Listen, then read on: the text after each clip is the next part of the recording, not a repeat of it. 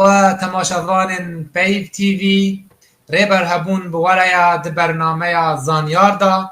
به ناو خواه و یکیتیا گشتی نویسکار و روزنامه‌وان کرد لسوری و به ناو هفکار خواه نویسکار عبدالباقی حسینی ام بخیر هاتنا ودکن میوان خلقا معیرو سیاستوان و لیکولر کردستانی محمود عباس د سال 1952 دا لگند نصران گریدای دورا ترپسپی هاتیه جیانی خواندن خویا سرطایی و ناوین لدبستان سوریه دناوبرا سال 1907 و 1976 بداوی کریه بشه اردنگاری لزانگویا شامه سال 1975 قداندیه ماستر دبشه زانستن اردنگاری جه زانگویا خارکوف اوکراینیا سال 1984 ورگرتیه هر وها باورنامه دکترای دبشه اردنگاری آبوری ده سال 1988 جه زانگویا موسکوی یکیتیا سوفیتا بره ورگرتیه گلک سمینر لکو ملایا اردنگاری سوری دایه لگل سمینر نفرمی ده زانگویا موسکو شام و امریکایی گلک برهمن وی هنه رومان و خواندن رامانی و سیاسی لگل سدن گوتارن بلاوبوی به زمان عربی کردی و روسی اندامکی بره پارتیا دموکراتا کرد لسوریه جیگره سروک یکیتیا گشتی نویسکار و روزنامه‌وان کرد لسوریه جیگره یکیتیا نویسکار کردستان لامریکا و کنادایه جدامزنر سازیا کردی امریکی لامریکا جه سالا 1991 و او لامریکای دیجی خیر هاتی برنامه ما سیاستوان و لیکولر کردستانی محمود عباس سپاس دکم که گریبر سلاو و ریزشتره جک باویمانی را جک بینر دلار را گلک حقیقی ما روژک خوش دمک خوش هم پور قدیم تصابی ما مستعد امی جه پرسا یکم و دست پید کن امی دست پید که هف پیوینه ترباسی اوناخن جیانا تربن باندورا جیگه اکتوله بویه مزن بویی لسرته رولاوی دا آواگرنا کسایتا تدا و کسین خودی باندور دوی چاخیدا سپاس کم وکا گوتا پی اما جکر از لگندکی و گنده نصرانم دکوی روجهلاتی قامش رو ده شولی 25 کیلومتره نزیکی تربسپیه یا او دوی یعنی مدرسه وی گندی ده اما حتی صفحه ششا خوندیه بتایبت هنگی دور دا جغی زمانی می کردی پی و نبود جواکا کردی دلوی داری ده مدرسه تانی دا بدریا معلمه و تانی بعربی متخوند عربی مزانی بو حتی صفحه کاری بیجی حتی صفحه 4 و 5 جگه گلک جارا گو متخوند منزانی بوم چت خوینن اوه ها باندورا خوال میجو کامه وک نتو آواکر بتایبت جواکا من یا مالباتی نتوا کرتی لگلگی خورد بو جواکا گند جواکا حرم تمامی تکلیه ما به پارتیه گو هندرو دا اوانا هشت گو بنگه همینی نتوی دستپیکه ده دستپیکه زانبونه امدا او بنگه ها نتوی جمع به آواکرن و بی بنگهش پیش روژم اوش پیش روژم و حتی دیکی دیگه یعنی راست از هندروی سوری دا تمام جیانا خواه کردستانی دا و حتی زانگوی سوری دا تمامی تولیها 20-28 سال هم قطنی قدادیه لی او 28 سال هم بری 5 سالی منی دیه یکو در و قدادیه او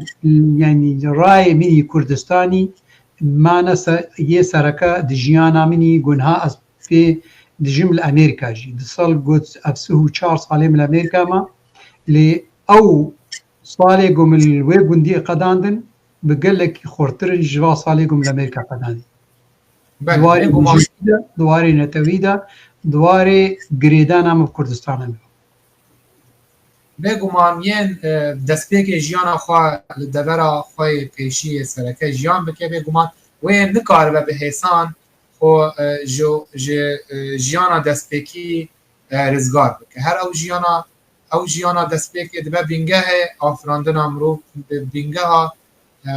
مزنبون و پیشوچون امرو بگومان یکا ام همی هستک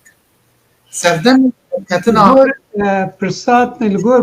پارچه کدیش پرساتا که بر قصوری مگرم بشتغالیات شدیش بر پاندورا کیل سرمه هبو بتیبت طبعا قلك هنز بو اخوين بس تكسي قلك سركه دجيان ام دبراسي باندورا كخوكرين يك جي دواري روشن بي وخندني وانا ده باندورا بابي مبتيبت بابي راح تاخذ لي بي اوينا يعني حمت الشجيان اخو مالي خو قندي خو تمام دخستا همبري جو بس ام بخوينن اوي مدرسه قند افاكر بجمالي خو اوي دي طاوله انين اوي معلمي دسبري جو حكومت بشين اوي معلم انين اوینا خست يعني جموينا خوندن يا سركبو دي جاني ده ما تشتكي دي الجمع نتشتقو عم بكن غير خوندني فيها او يك جي ياد دوا دواري نتوي ده دواري حجكرنا كردستاني ده و كاري سياسي وانا ده براسي رحمتيه براي مني مظن اوینا رولك قلكي جرينج نبس النام براي خواده ام طبعا رقم 14 برانا دنام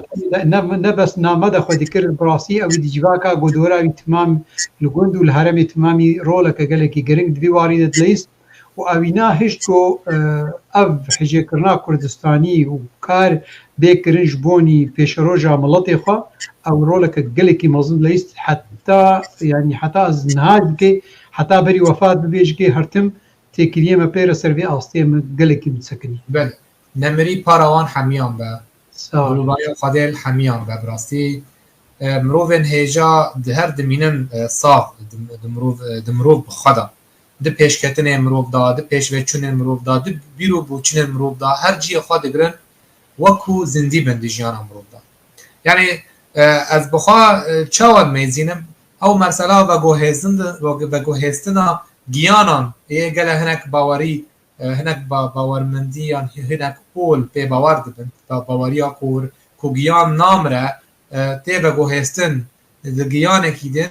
از برنگكي يعني پارچه‌ای از ببه باور دبن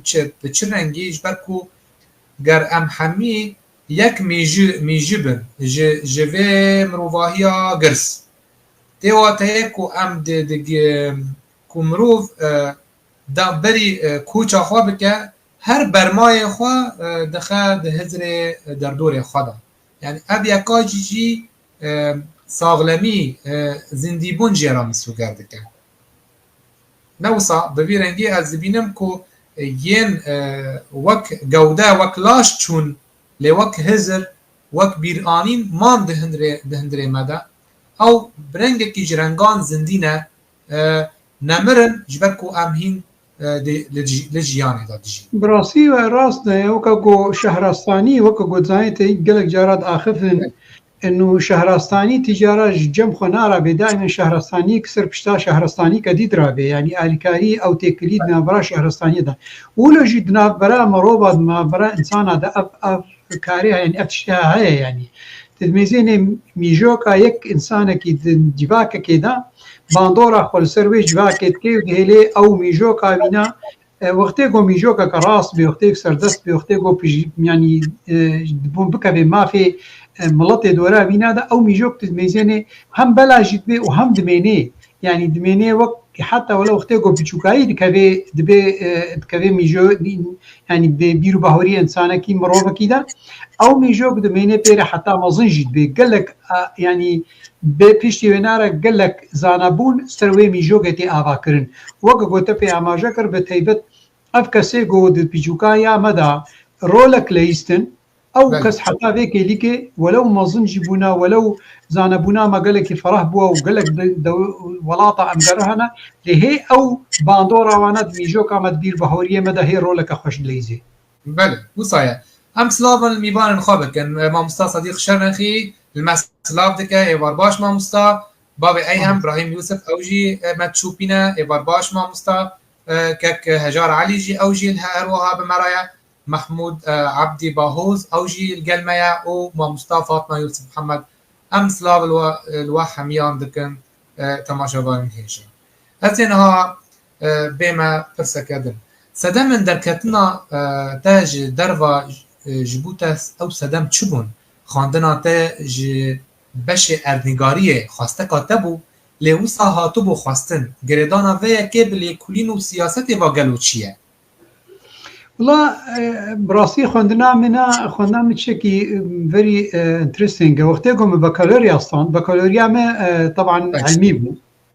نأدبي بو يعني بحمدي خواه من شو جغرافيا يعني سجلان دي جامعة شاميدا دو يونيفرسيتي شاميدا سر جو از خو بقى يعني كان باخرين مجلس عسكريه ده از درك مدربه متخصص مهارنا المانيا بتيبت متخصص هندسه الكترونيك بخيل يعني يا كهرباء لي مخابن شي نبو از مجبور بم جغرافيا دمام وما جغرافيا بهساني خلاص كر براسي 4 ساله بهساني هذا خلاص كرن واونا بو كبارچه كي خوندنا ولو متجرة حجة نكر بس بو مرة ما يعني قالك سرك مخوند قالك جي ليه نحجة كرن بيشتي خوندنا وينا 4 سالة السوري ما طبعا شو عسكرية جي بيشتي وينا رولك جمرهات آريكاريك جمرهات براسي از ناخذ بلا باش بالعكس قالك از بينانها بيجم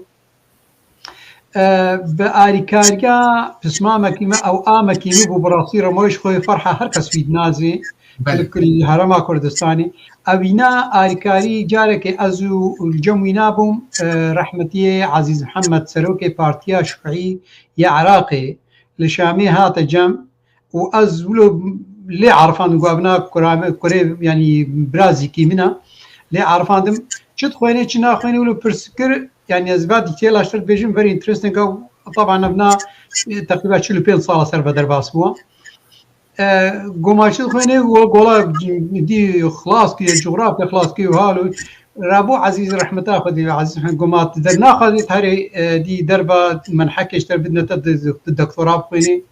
مقوما شاوا أنا وكا صدمك مرشيبو يعني وكا جاكو أو خا إذا أنا تنابهم بشتم فهم كر يا آميم رمو برا أبشتغالي برين هاجر قوتبو يعني برا عليتو ونوت كاريكاريا ويرابكي درياوي ربراسي دريا رحمتي عزيز محمد دريا بآريكاريا آميم رمو يشوف فرح هذا أب من حضر كتجمرس شما اتحاد سوفيتي شما رومانيا عفوا أوكرانيا والويدي براسي وقتي شهاد تيد دمن حضر كت يا ماجستير شكلك بو وبيش يلو خلاص بو يا دكتوراه هنجي اوتوماتيكيا حزبي شيوعي هذا ولد وكا دوست قالك هابون طبعا ازنا شيوعي ما بلكي خورت مام زاني وتجاره نمو شيوعي قالك جاره ناكو كيج نقبام وخورتي هباليم دهابون يعني خورتي هباليم دوست بون قالك اللي ناكو كي قالك جاره از قالك قوميه اخرى قالك هيش بوم طبعا ناكو كيدنا مرامة دشيت بون يعني بس او حزبي شيوعي دوستانيا زيدا او انا من حامد يعني دو نوكربون بيجو اسبيبزان سباسيا واتكم منها رحمتها خدي الهردو كاسيجو آريكاريا مكرن آميم رمو وبريز عزيز محمد يعني الدفيري بقى شوما اتحادي اوكرانيا وطبعا هيدان كي من حامني دوال موسكو خند من الدكتوراه الفيدي خلاص كر تشبان دوراخ الفيدي دواري يعني دواري مين نتوي وهذا كر براسي كلك فراها قوسر بينام هو بيشتغل قلقا الاتحاد السوفيتي متشتك فيهم كر براس قلق جارا شالكية ما تشيد بون وقلق خورتي ما كردات زاني يعني شالكين الموسكو تشيد بون اللي حتى جارك السوتشي تشيبو عم بلكي جارك سر بحري بون شالكين تشيبون فهم كر قوبرانيا بر باسبوري السوفيتي نب داخوازيا ملطي كردريا داخوازيا جوانديا واي دولتي قبارة كار بكرن بقلكي فراتر ديتنش داخوازيا ملطي كرد حتى انها اجبير ناكم جارك يكي السروكي يه اجانبات مامي دي جامعة موسكو دا متجولة طبعا وتكلين وشك تيرهبون ترسكر السوشي قوتم قوما كا دولتي ودولتا كردي كنجي تشيبو حتى هم بحصا دولتا خود كن يعني إهانة كيبو يعني اونا طبعا ادمي جوكا هالجم قال لك ديما ديت الويدي راستا تريكا ملطي كرد زاني بون وخوشك تسكنين ودا خفتن بتيبات يعني بهترج وقت جوز هات مع امريكا ج امريكيه مع انه فرقازن دم قال لك هبو ليه مخابن وقت داخوازيه في جدتيا ملطي كرد قبل جم سوفيتي كسياسه كايديولوجي نبو يعني برجوانديا دولتي جبار كارد كن بقلك البيشا بيجا رجع ملطي كرد الديتن أبينا باندورا خو قلك المكر وبراسي وكا مخابيني كشكر وكا بهيفي كشكر بسوفيتيرا چه يعني برسادي مثلا چه هش جوز هرما سوفيت وانا بخوينم براسي قالك هيديا ما هبو دائما دخص بيش جوز كتم جغرافيا تيدا ما متزاني كجامعة تانية تفي داي قزنجيا نينا يعني تشتكنينا قال لك هيفيام هبو داخازيام هبو جوز هرما يعني دكتوراه بخوينم حتى بريقو آخر تنسر بيكرين وبريقو جمر بيقو تنكاتي چي انا بري بصا يعني صاد صالاجكي مولا هيفيك هبو جوز هرم دكتوراه بخوينم ووكا صدفة يجمر دركت براسي از قالك كيف خوشكم بي واز ديس حتى نهاج كي از قالك يسرفم يعني كيف خوشم قو اف اريكاري مرهاتا كرين وازوي قنجية تجارة حياتا خودش بير ناكم يعني قنجية هردوكا وبراسي جي قنجية اتحاد سوفيتي كدولة فيش قلتيا چمه چه قالك خورتي ملطي كرد قو اريكاري بوهاتا كرين ومشاهدات ستاندر تو د چاخن خواندن داش در وای ولایت مایل اوکراینیا و روسیا جمرا قالا وی دمه بک سرپیهاتیا تا لدروا د چ سود جماین اخوا لور گرتو بو مخابن دوی دمه دا يعني هي يعني كاري بارتي تي وانا قال لك كيم بو ليه تيت حزبي جروب حزبي شويه بو حتى يعني حتى او بارتي او كبارتي بعض رولك قال لك يدليز قال لك جارب شتي خراب ذكرن دندرو دناب و وكا قدي مدينه جامعيه د جامعه دا قال لك خرابويت كرن طبعا برباري طلبه كرده از بخزانم جارك دي جارا يعني اوا جروبا جمرها جنك جواج جمر قوتن قل هي طلبه كرد تكرن جا مخابرات سوري يعني قصدا متخازن بيجم انه اتحاد سوفيتي ريد دابا بارتيه يعني يي عنصري غورولك بليزن دجباكا طلبات الدويدي دا ابي باندورا خوا دواري سياسي المكر خالا يعني طبعا ابنا قال لك ما هو كاري سربا خلي ناخذ كميده بس استخازن بيج ابنا حالك قال لك خرابو ام يعني ام وقتي صد دائما ام ليد هاتنا راستان يعني ليد هاتنا راست وباندورا خذ كر يعني بس خاله نخش ترجي براسي حتى السوفيتي جكي ناكوكي دنا برا بارتي ما كردي د تشيبون نحبون دائما بارتي ما نلبون يعني او يعني جدبونا الولات الورج هبو وندي سناكو كيدنا خورتي ما شوعي ده كردي شوعي كردي بارتي دي ده الويديج كي هبو ولو وقتكم كنا دوستانيه وهوالتيه دم درويشتن وفقره هوالتي دوستاني هبو ليو جو دس اخفتنا سياسي هذا كرن او ناكو كي باندورا خد كر يعني بس شي خوش تيدا انه مدج مناتيا هبنا كر الويدي ميجوك هبو براسي دجمناتيا هبنت كرن يعني كين جب ندستاندن راس اخرتنا كسياسي هذا كرن وحتى مثلا السوفيتي اتزانم جو مثلا حتى الويدج كي بارشبونا بارتي الولات باندورا خد ديركت الواد كر يعني از داركت سيمينار كده از حاضر بون سيمينار كده محاضر بون از بو ما مستجليلي جليلي بو ورحمتيه صبري مالا صبري نافيتشا مش بيكر صبري تقول مالا او يكي جوا طلبي ما يتكفن بصالة 1950 وانا هاتبو ويدري ام تمام تدا اماده بون دهندرو ويجبات تدا ناكوكيه مزن دنابرا بارتي خورتي ما يكوك يكوكيه بارتيا كردن تيترو باش باكور ونابرا PKK درکتن يعني حتى هاوي آسته جروبه جو PKK رد سمينار درکتن ولو سمينار سر باركي نتوي بوش بوني داخوازيك يعني جبوني جباتك ابخوك عيدة كي بوهات بوكرن حتى يعني بو آخرتن ازو جليل جليل جيم درك بيادر نكفن تعليم قوتي مقوما مستعمل فيدي بمين يعني ئەمێ نەکەم ناواختنە دەوەمان نجباتێ دەمان لێ گروپەک دەرکەتیژێ ینی و ئەو گروپ خۆرتن هەنان کارم ناوێ بێژم بەس نەوەختێ ینی قەزدان چت خوازم بێ بێژم دەوی وارێ گۆسۆڤێت دەبوو و ئۆمەمی بوو ینی وڵاتێکی ئۆمەمی بوو گەرەکە نێزیک بوونە بجەمە چێکردبانە و میژۆکەمە بە پێش خستبانە کە تەڵەبا و ئەم بووبانە پاسپۆری پارتیە خوا مەهشتبانە ناکۆکیت ناو پارتیامە دەکەین ببووی لێ مخابن ئەم دوو وا دەچوون و ئەو ناکۆکەی جەمەد هات نەکردن ینی ئەف دووارێ سیاسی دەزوی چیت بێژم دووارێ ڕەوشنبیری دە کولتوریدا بڕاست ئەدبێقەی باندۆرە جیواکە ڕووسی سۆڤیەتی گەلێکی باندۆر مەکرد جیواکەکە گەلێکی ڕەوشنبیریە گەلێکی موسەقەف بوون ینی تەڵەبێ گۆم بوارە مەدا حکوومەت خوێندن ئاریکاریکە گەلێکی مەزن مەرە دەکردن بڕاستی و ئەو ینی ئەو عنصریەت الجەموی وا شعبی سۆڤیەت نەبوو دژێت تەڵەبێ ئەجانبا و چ قاسم لێ دێ بوو گەلێک بوون لێ ئەو عنصریەت بالعکس گەلێک جار ئاریکاریە مەدکردن ئەوەیە کە ئاریکاریە ینی هشت گۆ بدێ خویاکردن و خوێندن تشتێکی پێویستە ژمەرە مەدەدیت چی قاسی ئەو دخوێنن ئەوەینا هەشت چاوێ مەدبەکرد و ئەو خوێندن ژمەرەش باشە ینی ڕێل پێش ینی وەکە گوتی چاوێ مەبەکر سەر خوێندنێ و ڕەوشنبیریە و پێشەڕۆژە مرۆڤ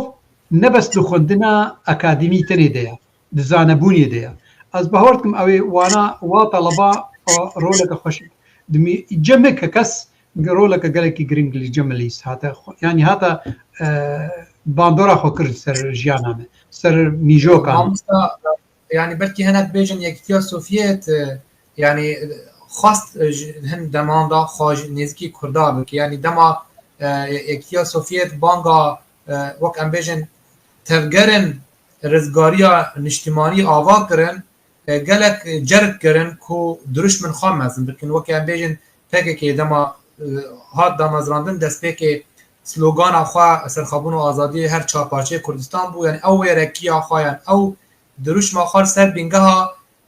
hêviyan li ser hebûna yektiya Sovyêt her wiha dema Barzanî em bêjin penageya yektiya Sovyêt bû cî jî wê derê em bêjin navê general lê kiribûn ji wê çaxê hat naskirin wek general Mella Mustafa Barzanî weke îro em bêjin çawa Trump Mezlûm Ebdî bi nav kir wek general yani ez bawerim nêzîktiya wan heta demekê hebû heta hinek zanyarî ji min wergirtin ku pir ofîserin yan em bêjin generalên Rûsî li paş perwerdekirina çekdarên Kurd jî bû heta radeyekî jî بێگومان کە ڕێبەر بێگومان ینی سۆڤێت پۆزیتیڤێژی هەبوون لێ نەگەتیڤێژی گەلک هەبوون ینی ئەم ناخوازم بکەبنە کوربوون ئاوێت شتیدا ینی مەسەن دەستپێکێ دەخواست جمهوریە مەهاباد چێ بکرد بە ئالیکاریاوانە وەختی ئەزەربیجان و مەهاباد چێکردن طبعا ئەو بەرژەوەندیا سۆڤێتی دەبوو هەمبەری ئەمریکا و یەکیتی ئەوروپا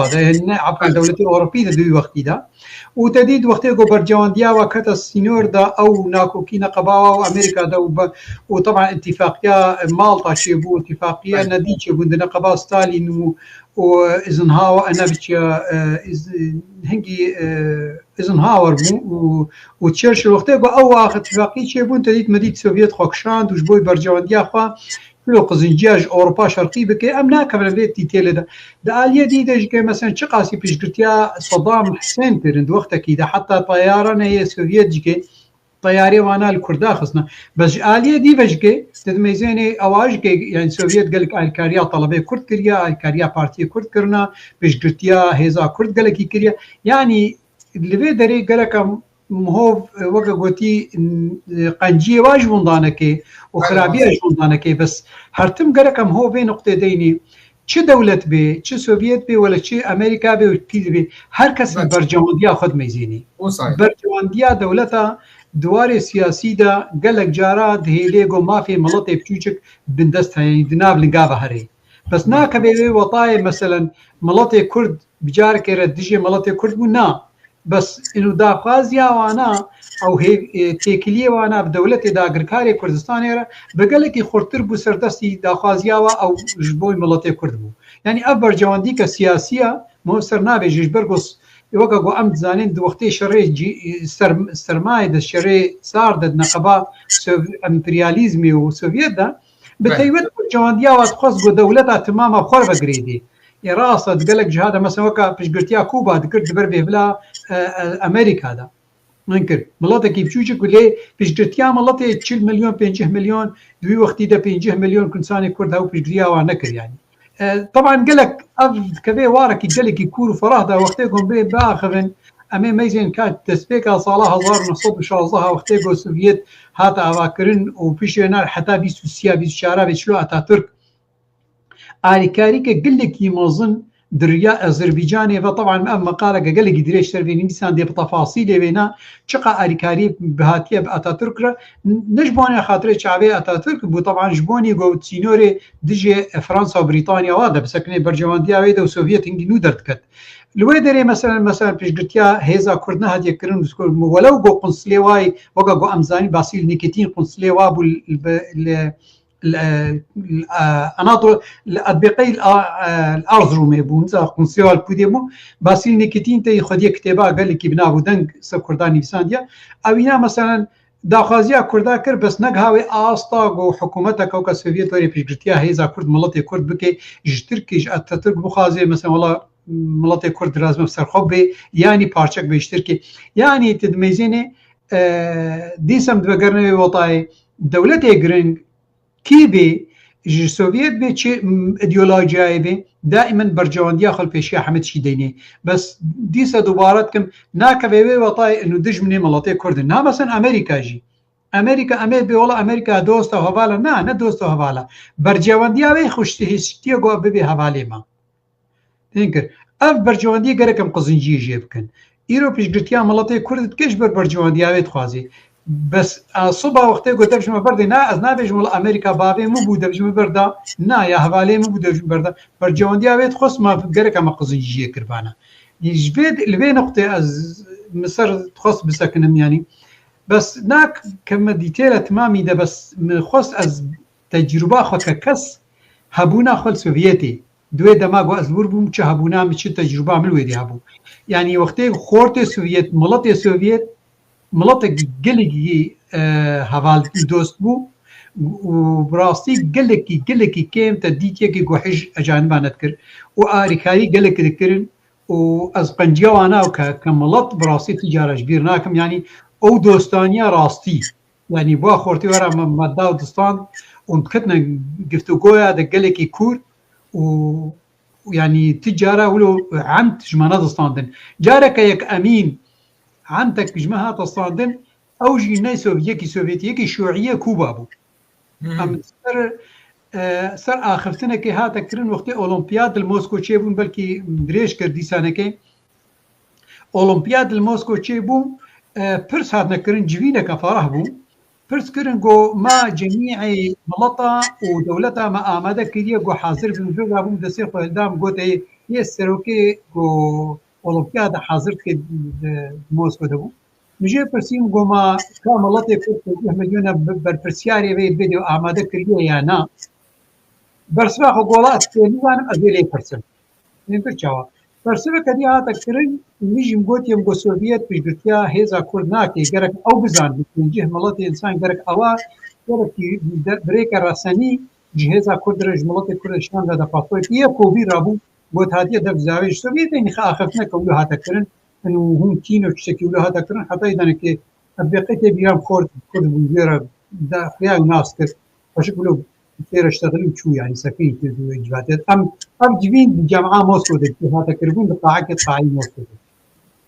دقلت سمينار أردنگاری دايه پشتی بداوی کرنا خواندنا خوا گرینگیا و زانستیل جواکه هم دکارن هنک زانیاری جتاور گرن ده درباره ازمونا تدا جه داینا سمیناران اب بابت چندین گرنگش بومه اغلب ایوان سمیناره گم کرن یه سوویتی بتایبت و یه سوری جی گم کرن و ده سمینار لفید الجامعه هیوستن مکرن حمد دواره يعني يه اختصاصية من جغرافيا ده يعني نا يه سياسية نا يعني نتوية سر اختصاص بالضبط سر دكتوراه مبو يعني شهاده يعني وقت كاري بيجي رساله مني دكتوراه بو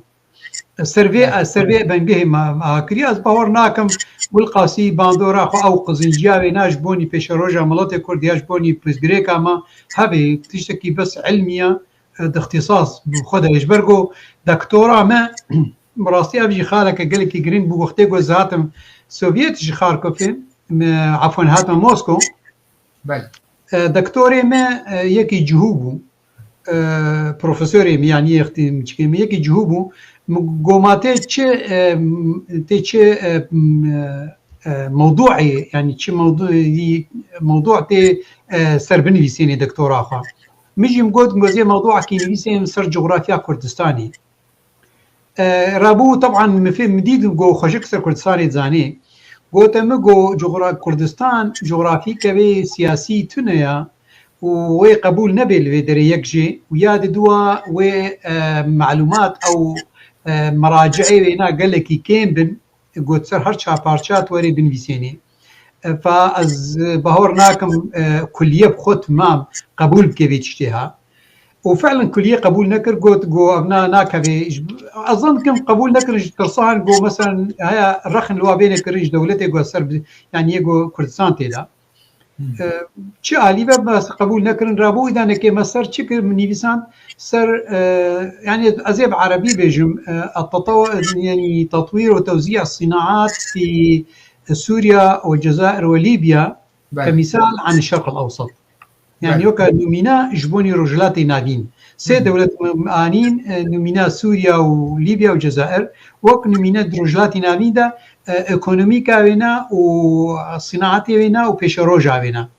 سر فرانيا آخفتنا ونفساندني مو سيميناري مقوم كرن سرفي آصيبو سر رجلاتي نادين بو بتيبت سر هرسي دولتان كر تلقى المجولية خاب لكلين وخاندن الراماني برهمن ويجيين نفسية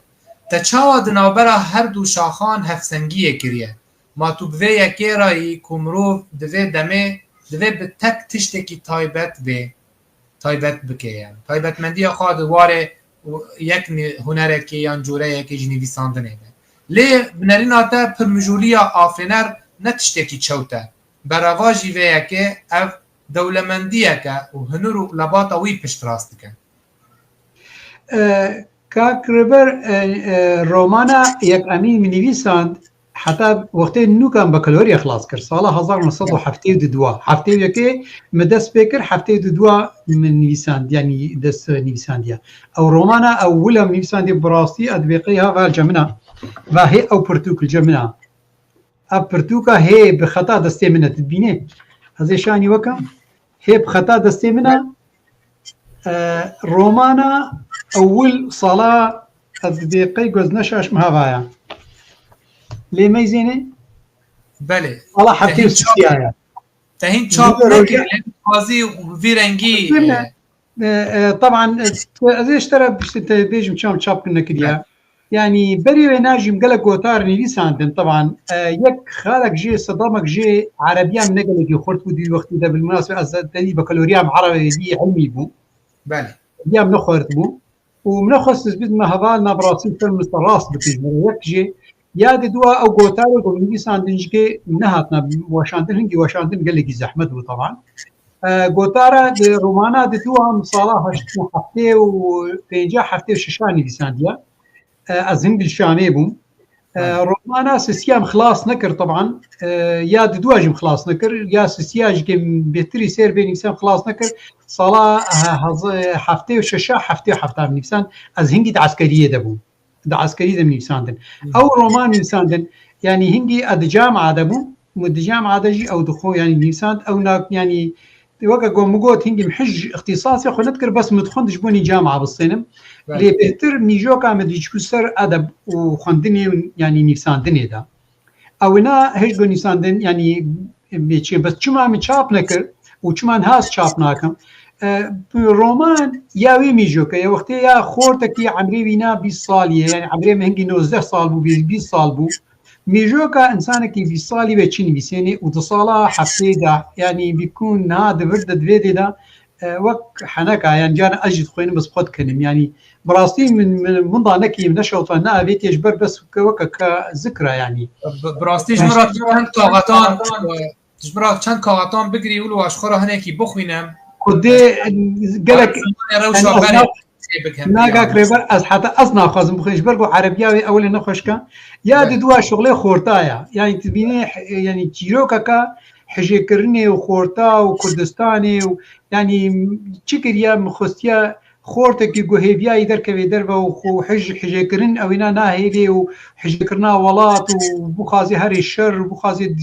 ینی وارێ نەتەوی وارێ حژێکردنێک تمام کەتیە ناهەبدا نەول قاسینها ینی نێزیکی بێ مێژوکا بێ دەمەیە هەگەر جارێکی وەخت هات و زبارا بووم بەلکە ئەس بگەڕم بکمە ینی یا ئەس سەرەکە بهێلم تێدا و بگەڕم لێ چی متخۆست بێ لێ بێژم چماز ینی ناکۆکی نەقەبا خوێندنامە و میژۆکا ئەدەبی چێ نەبوو ji ber got me hij edeb dikir welew ez ne edeb yanî em bakalorya min edebî bi ilmî bû bes min gelek roman ew namet xwendin yanî tê bîra me destpêka xwendina min ji sefê hefta heşta de wextê gunûka me destpêka romanê hûngî Ersîn Lopîn û çîrokê wilo berê yê û gê polîsî wana mutewassil me dixwendin sefê niha yanî me dest pê kir yê rivayetê edebî yê alemî bixwendin ewêne باندۆرا خۆسەر مەکرد و هەمیشکە بریا برای منی مەزن ڕاستی مەکتەبەکە گەلێکی مەزن جەمی هەبوو ئەو هشت بۆ میژۆ کامەی ئەدەبی هەرێ ینی دی کەسایەتی ئەم هەبوو یەک ژێ بجام عرە بوو یەک ژێ ئەدەبرە بوو بەس یا حژێکردنامە بڕاستی ئەدەبرە بوو و هشت بۆ ئیدانکە ئەزبا چیرۆکا بنووسێن بەێ خەباتەکتە هەیە دناوە پارتیا دەموکراتا کورد لە سووریەدا و لەسەر بێ بابەتێت چ دکاری ببێژی ڕەوشا ڕێخستنی دەمێ کوتو ئەندام بووی بە چ شێوەیی بوو از بوومە ئەندامێ یەکیتیا ئەندامێ پارتیا دموکرات هەنگی ساڵا 1900 و سەفێ 12 بوون تێ بیرامێت سەفێ 12 بەری گەمتیحانێ بکەن بریا برایمە برایم عباس طبعاً ئەو ژ پارتی دەبوو ئەوینا و خۆرتەکیمە هەبا دۆستەکیمە بوو حلوە ئەو یێ منطقی بوو هەنگی منطقیە بوو هاتە جەماعەت نوسڕان ئەم بوونە پارتی تێدا لێ پشتی وێنارە بڕاستی هەنێک پشتی 2 ساڵ 3 ساڵ ناکۆکی چێبوون ji ber got gelek nizanim naxwazim bikmoko rexin lê gelek wilo yanî meyzand û ew hêzamê partî gelekî di nav xwe de ye mîjoka xwe naxwazê derxê derva û evnama hijê nedkir carekê karek di doma hate kirin li derva em çûn me dixwest em kar nabikin bêgo em bêjna yanî firiyê û minteqê ilmî minteqiyê pê bixin em weka sûcilî dîtin çawa hûn kara dikin bêgo em bêjna me û yanî çalakî çi bêkirin lazim e diriya sistêma partîtî de bê evna me dît tiştekî gelekî nedurist e û çi insan çalakî kê bike gerek çalakî bike piştre werê bêjê mav çalakî kirin û bê rast yanî قەیماندن قەنجەیە نا یادی تشتێکی gelekî ez dît nexrast û çalakê partî û cerîdavê na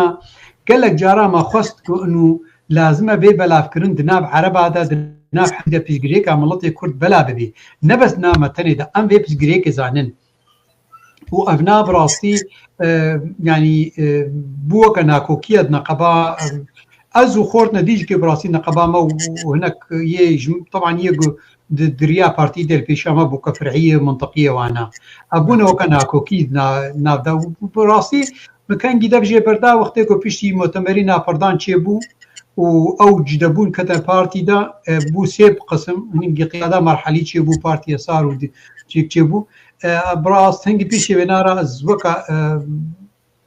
yani otomatîkiyen hatme sekinandin bes wek daxwazî ew karê partîtiyê bi rast destpêkê de min kengî dît ez vê nûmîniya zê bêjim welew belkî gelekî kevin bê sala wextê ku partî bû di parça rehmetiyê Kinanî Egîd axa û xortek hebû digojî Mihemed Emîn هنگی تایی جبهه معارضه چه که هنگی برای من یکم صبری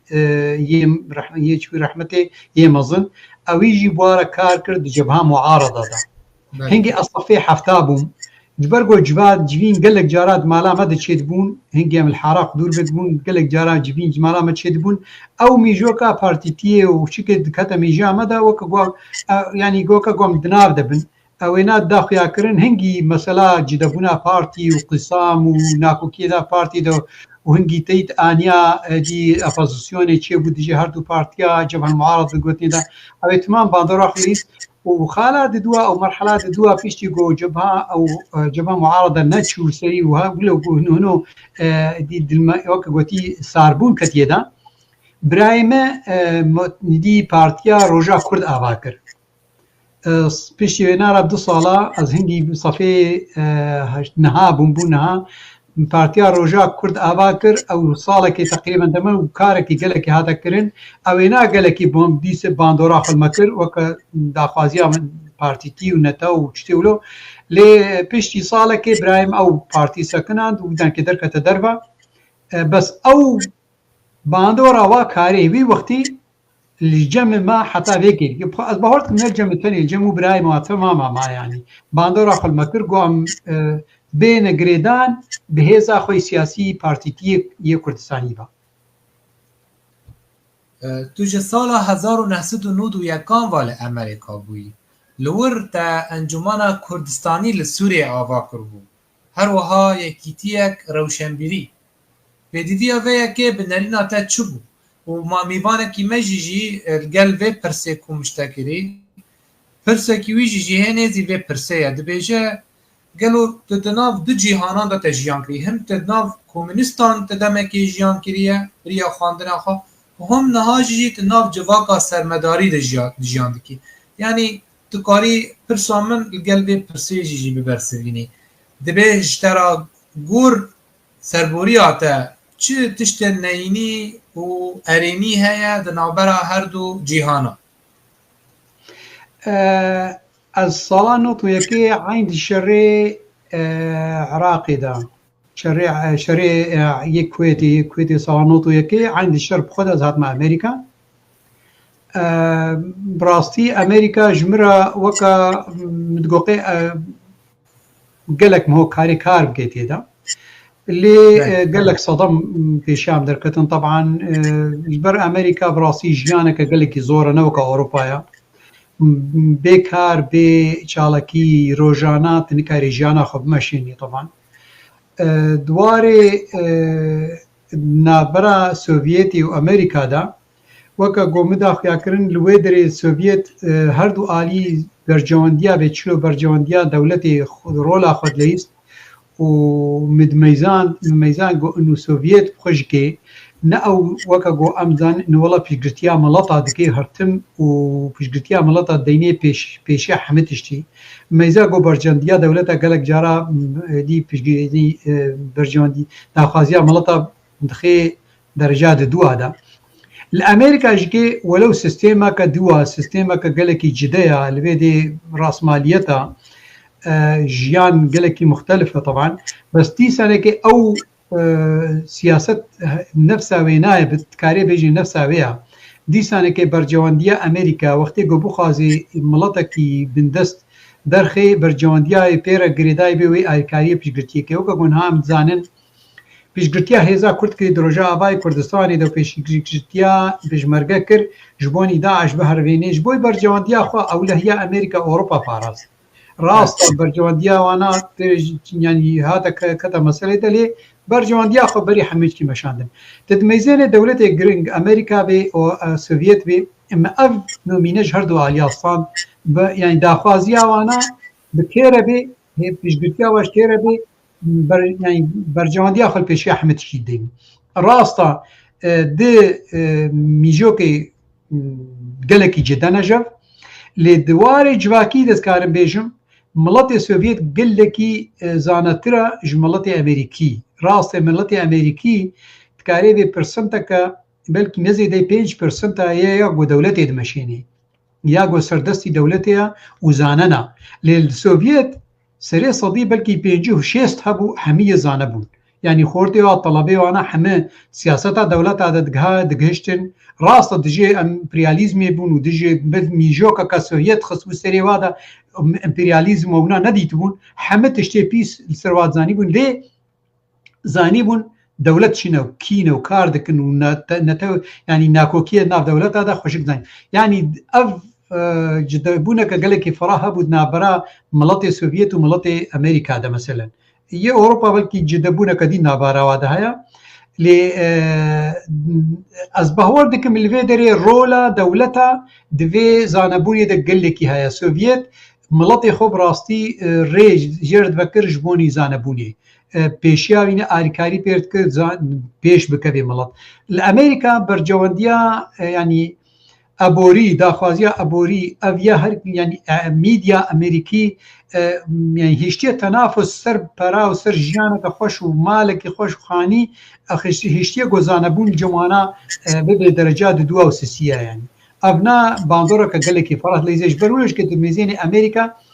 یه سردستی امریکا دولة العميقة هيا شركات انها وكون هاي دولة عميقة نون قوطارك نيسان يستفي شكي خلقاء اول نهام بلاكر انه دولة العميقة يا نوتي افاكرين ريج دولة عميقة عسكري الصيني او يقو سردستی امریکا بون بلکی نسباوانا نزید دو سیاش صدی یگو امریکا دماشینین یعنی بله تو جیگر سروک یکیتیا گشتی آنی ویسکار و روزنامه‌وان کرد لسوریه نخواندن آته گشتی جی خباتا و سازیه گلو چیه پیش رخستنا و یکیتیه بنرین آته ده چه واگره دایه بري وينا براسي برسك قال لك خوش وكيفامي جيرتيت بن طبعا بري وينا ست بحثا انجمن اجتماعي كردستاني افاكر يا قوم البيت بله راست بس وينا انجمن اجتماعي كردستاني براسي يقو خديه ميجوكي هات يعني جمعيه هات دانين او بيرابو قراني مشيركو عباسا او نا هاتي امريكا عمري وينا حيجه صالب طبعا او اللي خدنا خدي خلاص كريا او خديه به میجوگه طبعا هنا تكليه بينا برينها بسازيا دي كردي رهبو او منظمه كردي هبو يا اسعد خيلاني بربرسياري بو رحمتيه سرتيته ومحافظه كركوك مش بيكنا بينا رحمتي او ناب بربرسياري بو دكتور مش بيكنا بينا رحمتا خدي لي بي ورحمتا خدي لي ولا سعد خيلاني يجي به هردو كبر وفاتون او انا عندي سازي كردي هبو كردستاني وتمامي بدنا ودا بو بس بيشتي وينارا او ميجوك هاتا داني جبوني في جريكا ملطي كرد السوري براسي او انا اذا نكي اف دافازي جماكر از باهورت متكيه بينا منك امريكيه او جدانا خيا كن بيرا كاري بيرا كرن انه سازي كردي بنابي ملطي كرد امريكا دي بي افاكرن ام غانا وي وطايق وهنجي كدي مؤتمر كونغرس جيرا طبعا اريكاري بير هاتا كرن بامريكا امريكيارا مؤتمري اول دودواد هندري كونغرس امريكي ده هاتا داني جوارا هاتا فكرن وطبعا خورتي قلت ده اماده بون زانين هنجي هردو كادا از امادنا نبون صدى منها بون طبعا بس او كار ما هاتا كرن حتى اذا مؤتمري تاسيسي بلجيكا صار 2006 ودبي تمامي داش كي هرتمج وقت هاتا خفتن اب مساله سيستم فيدرال جبوني هرما كردستاني او دوي ود هاتا دمزم قالك مسر ساكنين بامريكا راجكي وحتى باسرائيليه وانا رج وقت تكليد هاتا دانين وحتى بدا بوزيشن سوري دهنجي دي وقت دجكي سر فيدراليه قالك مسر ساكنان دوارك دبلوماسي دا يعني لوبي كي كردي قالك خرط دوی چارچوبی دهات آوا کرن انجمن اجتماعی کردستانی لوبیه گهی وی درجه حتی 2018 بری نادیجا سجرا جوینا تالی د کوچکا سپیدا هناك پاسپورت امریکی را دهندرو دهات دانین يعني دهندرو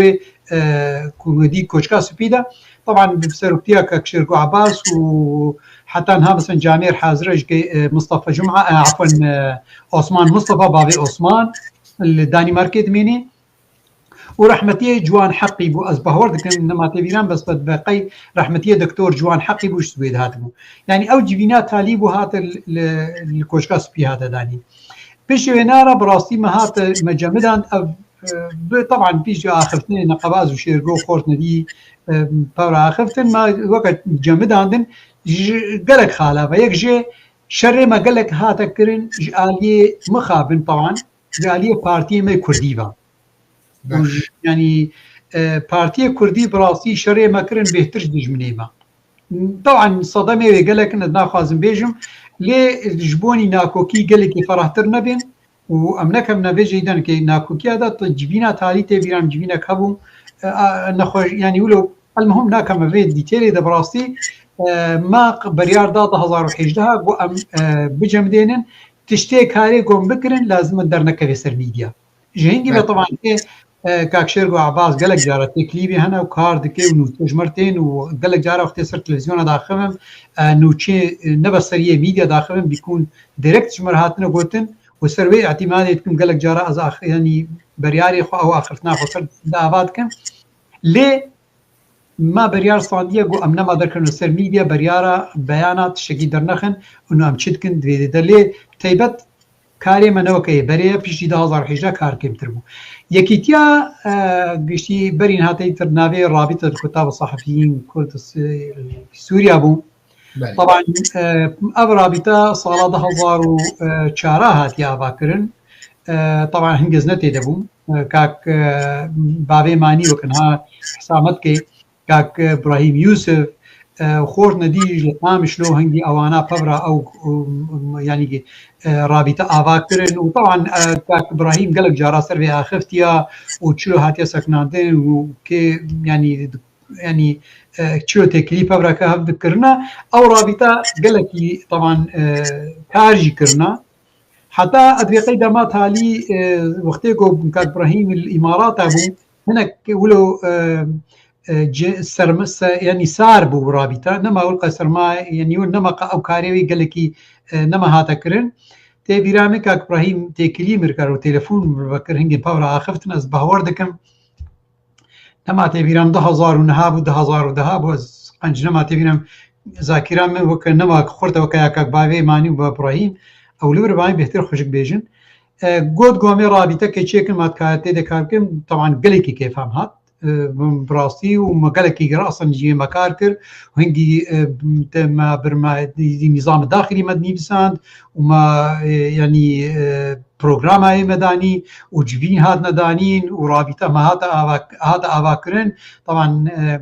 هنگی از بوم کاک باوی ما کاک ابراهیم بو باوی مانی بو کاک خورشید شوزی بو خورت کیمای دکتوری ما نویش بکر السوویتی بو حتی نهاج دبینی دکتور باوی ناید او خوش بیازش گنده کی درخمه دهش بیازیه زاد بذاکره نمایا گلک سپاسیاویش کم طبعا بسوینان هاتی دبجه بردای کار ناکه دینا خور ندی ابنا هنگی دان که مرابطه چکر لی پیشی گو مکار کر و کارکی گلکی کر و هنگی کارکی فراچه بو و سازیا یک امین بو گام دندروی هنگی دندروی روجاوای کردستانی ده بون لی مخابن وی تای ناکوکی کت نافده و جدبون کتیه ده و بو او سازیه دی هات ناوا کرن لی امان وک سازیا ایدان که ناوی هات گوارتن ساز یعنی بو یکیتیا گشتیا نیفسکا روجموان کرد سوری و حتی هم تیده کار دکن از گلکی سر بلندن پاپراسی بکاری ما كاري ما يك أميم هو كاري بيجي أم وك يعني جروبك شعب نهيريا جبوني ملاطي خوا ري رونايي البيشيا چه ملاطي خوا چه تفقرا خوي سياسي دكن تدميزيني أم كي آلي جوانا تشتكي باش بكن بيش قرتيايتن كي شكي خراب كن أم رخناليتكن وأم تخوازن ريا واشاش بكن أم كاري بيجي يعني برنامجا ما يسركا يا يكيتيا قشتيا نفسكار وجمعواني كرد يعني روشن بيريه بخلاف ملتي خدا داخوازا ملتي كرد بگهني دربي يعني جواكا دربي ملتي كرد ريا راست البيشيا جواكا خوي سياسي بدي خويا كرن وام وكا جواري وكا جواكا او تفقرا روشن بيري ام بيشگريكا ملتي كرد خوشك سراس بكن و نزیک بوونەکە ناف تەفگەرا خۆی کوردی تمامی دەچێ بکەن نەیەک بوونەک نێزیک بوونەکە گوان بهێرن پزگرێکە ئەمە دەوڵەتی ئۆڕۆپیا دەوڵەتی دنیای سەرخۆشک بسەکنن و ئاریکاریە پشگرتی ئێمە بکەن ئەف کارێ بێژێ دوارێ سیاسی دوارێ ڕەوشنبیری طبعاً گەلک جارام سەر مەسەلا زمان سەکنینە پاسپۆری خۆی کورد چه هلبەستوانی هێژا چه ینی لیکولنێری قا هێژا یەک وەفات بوونە ئەم واش بیر نەکەن بێنە بیرێ تدمێزێنێ گەلک میدیا ینی جەوازێمە هەنا بناوێ وا کەسێ ها ینی دوارێ ڕەوشنبیری دیژی کارێکی گەلێکی خۆشک تێکردن و بڕاستی سازیە مە یێگل ئۆروپا کارێ گەلێکی هێژا دکن وام گەلک سپاسیاوە دکن و طبعا مەکتەبا مەی لقامی شلۆژیکێ ئەم گەلک سپاسیای دکن کار دکەی شتێ خۆشن هاتێدا ئەم و سازیە یەکیتیا کوردستان ینی یەکیتیا نیسکاری کوردستان نهاتێک نزیکبوونە کە خۆش نامە دەچێت بێ و ئەم کارێکی هەبەش پەبرە دکن و چاڵەکیمە دوێ دەمێدا ئەم گەلێکی چاڵەکی خۆش پەبرە دکن ئەو نات شتێکی جەلێکی جێسەر بلنداییەیە و ئەس هێوی دکم ئەف چاڵەکی ها نێزیکبوونە هات نامبەردا ببێ پێشەڕۆژە نێزیکبوونە یەکیتی کرد نامبەرا هەردوو سازیەدا و نامبەرا تەفگەرە ڕەوشنبیری کوردی تمامیدا. بله مامۆستا فاتما یوسف محەممەد دوو پرسیش مەکردن پرسا یەکەم بەحسا جودابوون دنابەرە کارێ ڕێخستنی بەرێ ددەما وەدا ددەما تو خورد بووی و کارێ ڕێخستنی سیاسی نەها چ جوداهی نابەرە هەردوو چاخاندا هەیە لەگەل پرساوەیە داوێ گرێدایە بە کارێ ڕەڤەندا کوردی لە ئەمریکا چاوی ئەو ینی جدەبوونەکە گەلێکی مەزن هەیە ئیرۆ پشتگirێکە مەڵەتێ کورد بووە پشتگirێکەکە ناو دەولەتی تدمەیزێنێ دەولەتی دنیای تمام سەرچەکنن یعنی چین نە بەس دەولەتی ڕۆژلاتی ناوی نیایە داگەرکار تدبیزین میدیا دنیای تمام سەردرکردنی میدیا وەکە CNN میدیا ئەمریکی سەرچەکنێ یا ڕوسی یا دەولەتی گۆ ئەم تیجارە بەهوەریە پێوەناینن لەسەر پشتگirێکە مەڵەتێ کورد سەکنیت وەختێ midە وەختێز خۆرت بووم جارنا مەحەنەک کرد قسووری مەگرمت گۆ خۆزی دەولەتێک بەحسا ئەو میدیەک رادیۆک بەحسا مە بکەی بەرخەبەراژی بکەیمە يعني حتى في استيجي ما تقول برخبرها بكيما بس بحسا بشكريكا ملاتي كرد كي يعني ملاتي كرد كسي نبش جريكا وازاني بو حتى شامي كسي ما نزاني بون كرد هنا يعني بشكريكا ملاتي كرد دناب چارچوبا ملاتي كرد تاني دبو يعني نبس انه السر ندهات اخر فكر عالمي بحث ما نزاني بو ام هنا يعني ام دوي اصيله مكار ذكر ومخابن دوي فترة دجكي تفجرا ماي كردي ندقها وي آستيقو انو في بروبليمي بشكيني وري بشجريك اخونا دولتي دورا اخوا يعني بقى خذي يا بيجي طبعا مطرسيك هبو وكا امزانين مربعات الامني وكا ايدي مخابرات دجمن زوردستيكا قال لك خردت كرتشل تركيا سوريا العراق الحمدرة اف مطرسياها هشتبو ام دناف خد بمينين يعني ايرو دا وقتيكو از مثلا الكيبي سر ميديا كده خبم بامريكيه رضا خبم وقتيكو بحثا ملطي كردكم از نما تيم بحثا انه تشدا خوازيا منها انما تيم بحث انه ملطي كرد كيا انما تحسن اتيم بي اخفتني دكم كاتي تشقاسي كاريان بك وكا عين دولتك دبلوماسيه اسبير الدم دوسينم او ويبعل من مسبش جريك اخوا انه ام تشد خوازن كي دجمنه منا كي سردستي منا ابنا ما تجاوزا كريا وبرانيا دولتها في تشتي خوشك زان نبس سياسه مدار حتى كثير روشنبيري عالمي دنياي يعني جدبونه كقلكي فرها فجاز وقتي خورتانيا خدها وحتى وقت السوفيتي دركتهم يعني متزاني بو كس في جريك عملتي كرد نزاني يعني كارم او بو و از بيجمع عالمي از كردم و امكينه كرد و ديروك امتشيا و امشد خوازن ابو متخص نها وقتی که امریکا داخلم مثلا وقتی که یکیتیا گشتی اپونیا انجمن اجتماعی کردستانی وقتی که مدچونه کوچکا سپی وقتی که مدچونه پنتاگون وقتی که مدچونه مثلا کنگرس بسیناتوری امریکی را مثلا درونشتن یا کنگرسمارا شیلا جاکسون دیجا سجار الویدس پیر نشتما سنت کنگرسمانا کی دیوس گرگ جارا پیر نشتما وقتی پیر داخلم تجارم بحث نت کر کادی روکا کردکیا و کردکینا و امکینا دهاتن سر داخلتن بس گریکا پروبلما کما هيا ام تخازن سر باخرن يعني ام تخازن مثلا هونشلو تكريا بحكومتا سوري ربكن جبوني جو بجريكا ملطي كرد دي بي سراست كرن مجير ندقول كو بسكريكا ما تشياش برغو اوينات زانيبو مثلا شيلا جاكسون او شو وفات طبعا مر ميجا كونغرس كان امريكي مثلا تيد كروز سيناتوري امريكي اللي تكساس في جريك عملت كرد وقتها بيرا خفتم قال لك يجي مشيتر زانيبو تشيا قال لك فرقك قال لك مظنها النقبان ها هندي ده امنها اخفتنا وك باسبورك يناف دولتي هي دولتي مداخلن يعني وك يكي خديه دولتك سينا وك وزيرك دولتي وري بروبليم خديني صار ماصي تشي روجي يادي دهنجي ده وك يكي يعني هندامكي بارتي مخابرات ترسي وناخذ دنجي مش بري خش خيني دركبي از خوازم یکی هینکم سر پریگریک آخوا بله ما پروبلیما ما ایرو پروبلیما که یعنی دولت تمام و قضیه که گلی که مظن دنیای تمامی ده یعنی امینها در باسی بابت گریدای بروشا سوریه و روجاوای کردستان یمکن گلو تباور دکر کرجیم به چند روجان و به وی لزبونه و هلوشه اویکا چوا تاید داتا كاك ريبر متحياتا خدا بهور نذكر يا امين انه هيزا كرد دروجك روجادا وبيبي هيزا كولو خرد بيش صدي 25 صديج عرضا كردستاني دستي دبي وهيزا كرد ايرو كاربي رولا خب اخفتنا كي بولو بقري دجي ريجيما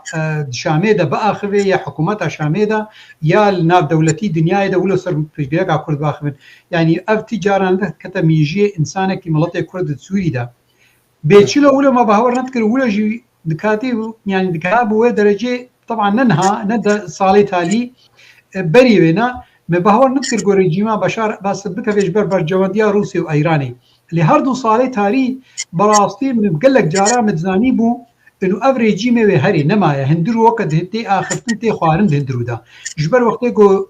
وقت دور پیش کینا قیصر چيبو وتكليمه بامريكا را شو امريكا اصرار ذكر هرتم انه لازم بندا 22 4 بي طبقاندن واوانا اصرار كر لازم روسيا جوي دركه امريكا وقت الفيديو مبارد دا صاندن متزاني بو انه بنجها بريجيمي تهيرواندن بس ما نزاني بو انه بسرعتي بوكا قلت في اماجكر انه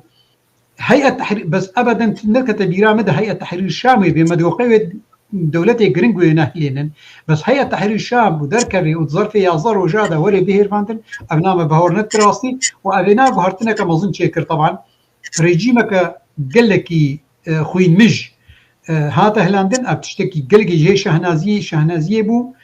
يعني قال لك كيف فهمت وك كيف هركسي هاتي لي براسي از نهاد مطرسي كدما واز حساسي كدما ام هيفي كنجو اب حكومتها نو نه حکومت که تکفیری به وکا گو آخفتنی گوت که گو وکا و آخفتنا به پیش یعنی پیش گریک عملت کرد خوشک وکا گو مکونه کی کردی و کاره کی گله کی هاتیه کرن و گله خوین رجان دیا و گله کار کریه تفاصیل ده بویچ عبیله بیزاندن نگو سردستی دولتی سردستی هبن باندورا خلصر بکی و دیسانه که وی سیستما رژیم بری دوباره بکه يعني الكرداء ما يزيد بن سها الأمة الإسلامية ده والله هو جيب بن بارتشكش به حكومتها يعني أب مطرسي هيا أزبيد مطرسية ده أزهيديت كم جو آخفتني وأنا ودواري براكتيس ده لب طبقي يعني أب قفتو جوي دنا برا هذا كرد وادا قالك بقى أصطكي جو إنه اعتراف بالكرداء بكن وكا السيستم وكا نظام كفدرال حرماخوا ويا خالد دوا باندورا كي فشاركي الحكومات التركية بكي الواسازية جو إيرو داقركاري يعني سر عفريني وبريس بيوانانا وجي بكشني يعني ملطي عفريني آزاد بكن أو ملطي عفريني خو يعني موقوتي بمشيني يعني أو سردستي خبن أو تعداريا قول ملطي ما أهلي ما عفريني بي قرق بي تعداريا به لندن أزهيديت كم جو حكومتها سوريا شرع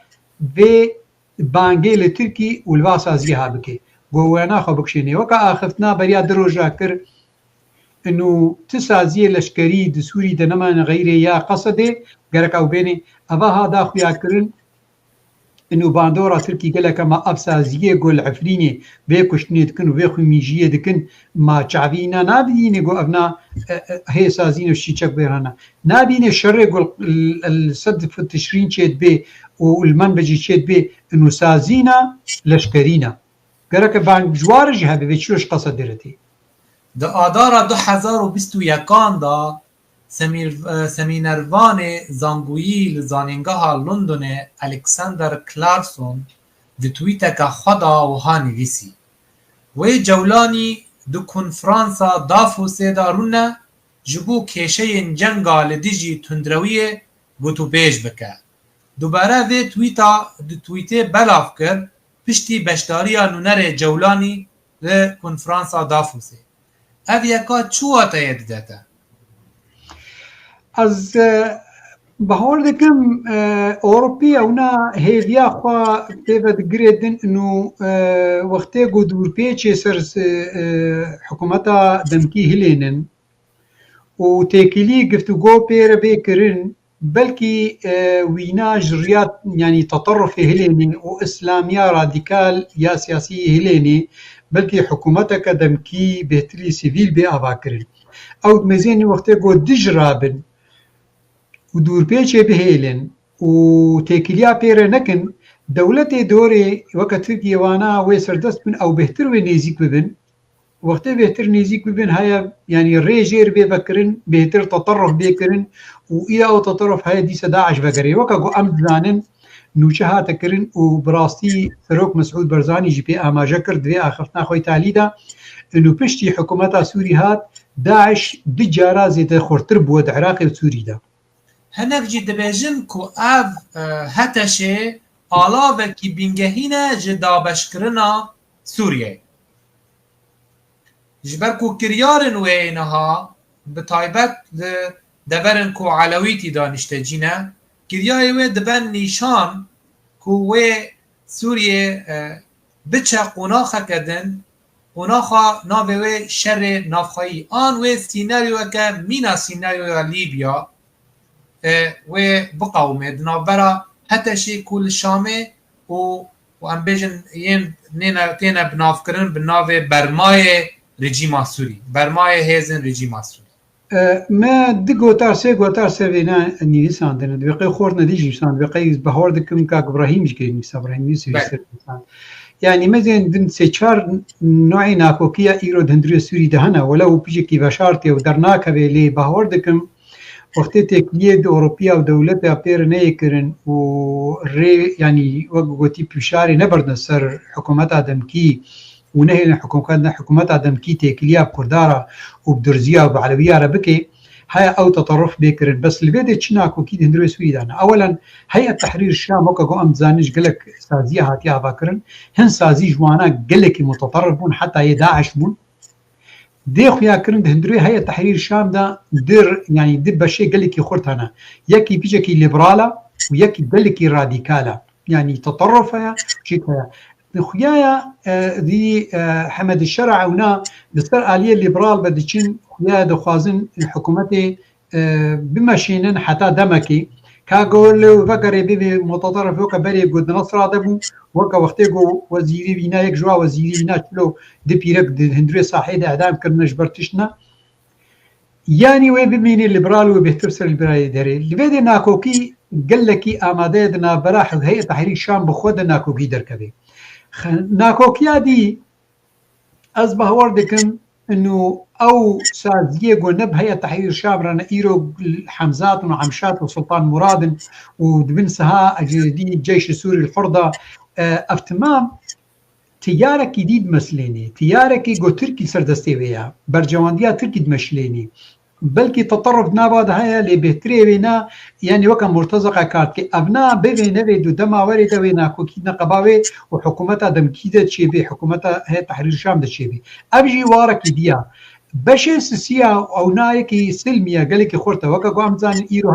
دي ائتلاف هيئة التفاوض او ابازيسيونا سوريا سيفيل افتمام ايرو نخيانا وانضابنا بس أباها بشي روجي دا وقتي قلت مزين رولاو علينا وتطرف شيبو أبجي وير جروب بن يعني ودين سنة كي خب بدنا هاف وي ريلك السلميتشي بن تدمزين السوري وكا قلت بي أما جكر ناكوكي البيشاوي قلكن ووقتي قو فعلا أما تمري واي وطني نيسر راس كرن وحكومتك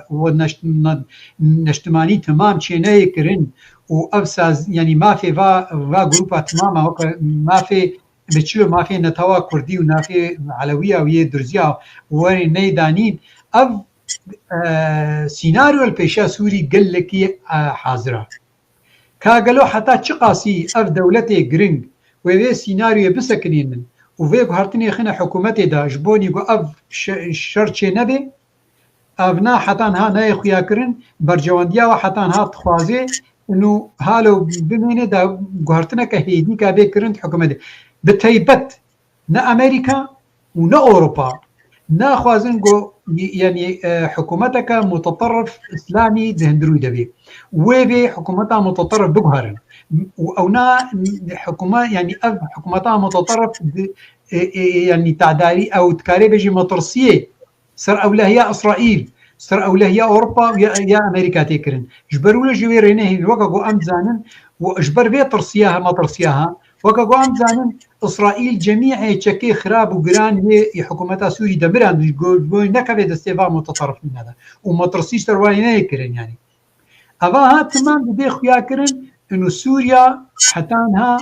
طرفك قال لك مزنصر هيا لأن هيفيت كن جونك هي وطاية أن هيفيت كن جو حكومتك يعني وطني نشتماني دي أباكرن نيكا متطرف يكا سيفيل وفعلا سوريا جو نبي سوريا كلا مركزي فيدرالي أو احتمالا شرنا بخوي قلكي البرشعبة يعني نيزيكا أما هناكي قال سباروجا سوري بكن جبركو قالك شوبينار مراقدار كناس بكن وشبقاوما سباروجا في حكومتا نو بشتي كتنا أسد لبور خاندنا تا وشبع ده سيناريو هنا الفيدري طبعا كسنكاري المستقبل بخيني بيش روجي كسنكاري بخيني بتيبت بس لقور يعني الجور خاندنا جونهاتي كرن دخل خالهنا يا أما وسوريا كفي دي سنة أو بروبلمي مناوي دركبن وناكوكي قلك كيفن يا وقت جو فعلا سوريا كهري بسوريا هناك بصير آلية ديمقراطية دهري وحكومتك السيفيل بها باكرن يك مدني وفيدرالية لا مركزي بها كم أصبحورتكم دولتي همية الدنيا تمامية جرينج وفشاري برد نصر دولتي عربي وكا سعودية وكا إمارات وانا بو آريكاريك عبودي قلكي مظلم بيرا بيكرن دا سوريا فعلا راسي آبا بكن وفشاري برد نصر تركي جكي باندورا خسر وانا قلكي كيم بكي أصبحوركم دبي واريدا وسوريا بي باراستن وسوريا كخشك بي آبا كرن وسوريا كنشتماني بس قونا فدرالي بي أو ناكوكي يعني بمينن يعني أو تياري راديكالية متطرف بمينه يعني بيش روجا يقلك خرابة لي از بهتري بينا بهواردكم وبصر خوشبوني دهاري اجبرقو ادميزينا بيت بيدي خالادا وكاقو ادميزينا ايرو دولتي عرب وبتيبت دريا سعودية با قلك خونيزيكي حكومات ادم كيتكن وتخوازن وينا جبن باندورا تركي هلين راس باندورا تركي ناهلاندن تركي يجبر ولش كتدميزين اللشكري وخجهوي جوهرتن ودف جوا أبزوا جروبي تشكداري وينا نبردا بس تدميزين باندورا دولتي عرب هنو بآريكاريا أمريكا بتيبت أزبيقي أمريكا رولك قالك مظن بردليزي جبوني جو سوري ببي سيستيما كفيدرال أي بجريداي بدولتي عربا أبنا إلى نكي بيشروجا وينا دكبه پیشروج که خوش ده و از بهار کم هنگی او ناوی باندورا خوا خوشبونه هرما کردستانی بودکی. بله. قالوا وی پارتین کردی لروجاوای کردستان لحبدو بکن حتی چرا ده وی قارب هرما کردستان رولکی بلیزه جبو نقشره یک بنا مالا کردی لسوری. از هیوید گفت چه ببی. طبعا قلك زوردستي هيا قلك زحمتي هيا جبرگلك ناكوكينا ناكوكية نبس يه ايديولوجينا نقباد بارتيا دهيزادنا قالك نخوشي كتين عبادا قالك يريش كتين عبادا لي از بهوردكم جو هناك في شعر دربا جهيزي كرد وكب سروك مسعود نوانا سروا بيكرن بلكي هناك يعني كاري بيجي خرطبو او دجمناتيا خوش برا بلكي كيم بكن تشتي كفن بشكي جبير بكن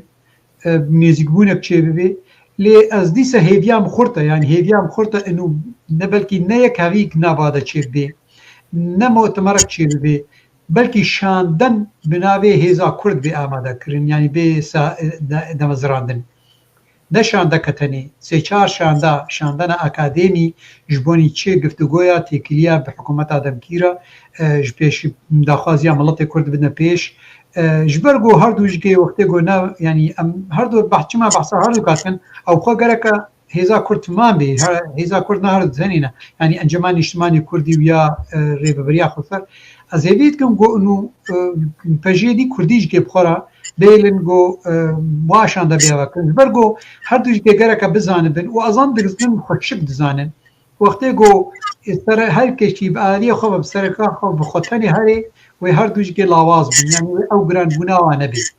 وقتی گو بشک فنی بی و گران بناوا بهتر هبی و آخرتنا بهتر و دی خوب بگری یعنی از دوی هیویه دما و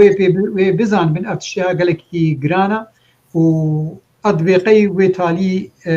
نيزقبونك نقبا هذا الشيء يعني لبهاتنك من نيزقبونك لبهاتنك ورجيم لسوري بچه رنگی با بناريناته ناوندي آن ناوندي آن فيدرال الجور داخوازية طبعا نتخوازم جور فيدرال بي بله داخوازية دولتي الجور فشارينا دولتي أوروبا وأمريكا وكا جو أمد زانم او دخوازين يكا لا مركز يعني لا مركزي به وفدرالي به اف امريكا وانا تخوازم از بهوركم ابي يعني به فشاري برنسر وانا لغور تركيا وهن دولتي عربه بتشينا خوازم كحتى تشاسي تركيا ودولتي عرب باندورا خوي بليزي بترجيا دولتي جرينج ابناي دنك بيش روجدم هو بزان به لي از بهور دكم ترانيا يعني بلكي نبنا به فدراليه به لي و سيستمكا لا مركزي ديركت بي انديركت بي وتسوري ده بي افاكرن بينا ناكوكي وتسوري ده بمين يعني تمامي وناكوكي نبس نقبا كردا وحكومتها مركزي ده بي ويد نقبا درزيه حكومتها مركزي نقبا علويه دركي حكومتها مركزي ده بي يعني نبسم كرتني الفيدي يعني دائما كردا اتهام كان بانفصال وتشتيولوا ابناء براسي بوغوتي وقع اتهامك وقع خبرك يا ملطي كرد ملطي كرد نا انفصال يتخازن ملطي كرد وقت يعني حق تقرير مصير نمعنا انفصال يعني وقت يقوم دعوة فيدرالية يمكن نمعنا انفصال برقو او نظام فيدرالي شيا يعني انا خوازن فيدرالية في يمكن يعني نقو قالك وانا زانن بس نا خوازن بيق يعني قبول بكن وقت يقو خوشك بزان بن انه شلو بخازن سوري بيش بخن قالك في السيستم بخوين خوشك فر بسكن وبزان بنشقق في داوينا قزنجياوش بيش رجا سوري رهيا از بهور دكم دما وري دوي هنا يفهم بكن وعلى بهور ببران ياوينا نصالك بينارا هكا شر سود نافخوي تشي نبو سوريا بصير فدراليه دتشي بله جدر باي حسده قالك جروبين چکدار هنا قالوا گر يعني بيكرنا كومن چکدار لسوري جدر باي حسده تشتكي وي درست ببا لوي دقناخن براويتي دا در باس ببا از ند بهوريه ده ما قلت لك دف جوا تشكي خوي يعني وا اساسي خوي چکدار بكي يعني و دف جوا بردش برغو يعني حمي برجوانديا تركي دويريه بتي خويا كان راست مخابرات تركي ايرو تشامده بس حسده ايرو نا وكوا تشكي يعني وكوا اساسي قلت لك واد مشيني حسده ايرو هر دو دبيجن هناك جوابدل بيجن كو تركيا ايرو تمامي سوريا بدستي ويده حتى او في الشارع يعني ام بيجن حتى نافچايا روجهلات فريد كتبا كوب هفبنديا ناف دولتي واغريدايا لي سهوان وقف تركا واتيوي او نافچاج دستي ويدايا برنگکی جرنگان یعنی گلو دما ترکیه بخوازه همی کاغتن خواه پیک بینه بر و آلیه یک بونا گروپین چکدارش آلی کی او براوش کرن وان آلی کرن وان کو برانبر حسد راوستینن و بداویجی رنگ سیستم سوری بکه ناوندی لگور خواسته که خواه یعنی ترکیه حتی چرا دایه کاره سه آرمانجان پیک بینه هیدی تركيا ايرو يا سركيا يا سردستي حكومتها دمكية واسازية قول عفريني وانا يعني تركيا الوقت بيجين خدای وایا يعني ام خوش دزانين وهن نوچه سركيا يعني نوچه درشت جمر هاتنا ايرو يجو حكومتها دمكي دمشيني مخابرات سوريا برولش كنت مزين هاكان كيدان تشون وهاتنا وينا للشامي وانا هرتما يعني تلميذين هالحفتي تقريبا بفرنا اب تشتكي نما يعني نفا شارتيه دولتي جرين بيت زانين جبرولش قد تلميذين السعوديه تخازي رولا كبليزي بيشكي في شارع تركي سرسوري هليني كيمكي بيشكي رولا عربات جم حكومتها سوري بيني بهل سوريا بقري وكبي بدي همبيزا دولتي عرب دا افتركي رولا كما ظن ليزي تركي تجاره حتی وکی که برجاماندیا و نخوازه گو هیز لشکری یه تسوری ده همیش که بکه یک با هیز دل سر عفرینی و یک شر حسد کن و فصائله و نا سیچاره کن اولا وابخونا که یک یعنی وکاری و همیش که بکه یک فصیل یاد دوا وانا تجارة ضمي هيئة تحريش ناكي وحكومة هذا مكيناكي جبر قوي درولات خازي الفيدي بليزي خازي رولك السياسي بليزي بيجي حكومة سوري بريك سياسي دا خازي جري بريا خسر وقصدت كي داوري بكبي حكومة سوري دا افدا بكبي ناب دولتي دا دريا سياسي ودبلوماسية عالمي دا ياد دوا جبوني فشار دبش درتيا باز هيزي ديت كي جبوني في شاركة دواري لشكري دا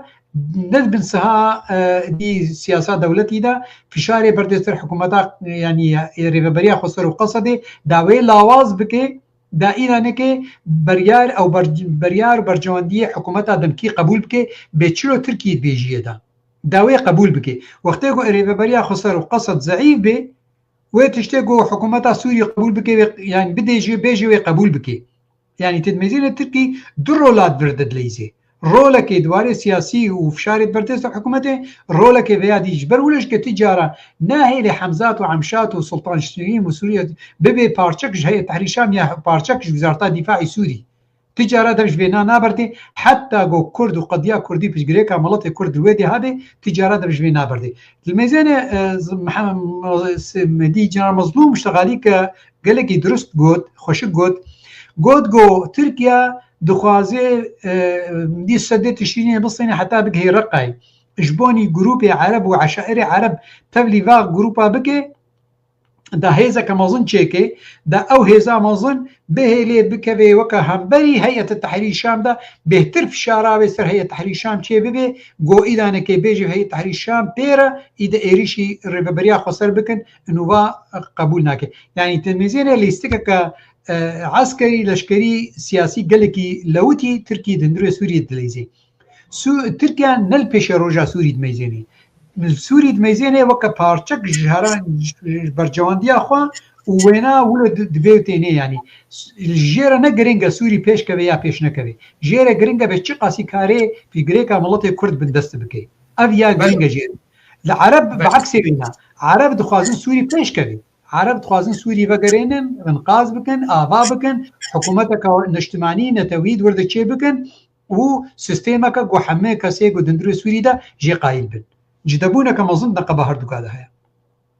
بله ما مستر قالوا وقف حكومتا نو قاربه روابونا خوا جهمي آليين خودي بريار ور بقرا ناد دبيك ليك دقلكي بروبليم قالكي جرينج هنا تدميزيني نقو او دخازي عالم جي دخازي عالم بريارات دي مثلا تبديني امريكا اول اخر تنبيركر ج عالمي ويا ميديا هناك وايا جو انه والله امريكا هاتي اعتراف كرينا امريكا وقت هات بير اخفت وشاندا خوشيان هات قلت كده جو ميزنه النبي نظامك اركاريا بيش جرتيا داعش نكي اركاريا وا جروب هندرو خدای رادیکال نکه يعني وقت تهديده كده يقول أبي هذا دبن صبا هبون ونبونا تصر تشكيا أمريكا أبا خفتن قد حتى أنها أوروبية اعترافي بيناكن وقع عادته يجبرقو هي مطرسي هيا دبيشروجا جروبي ده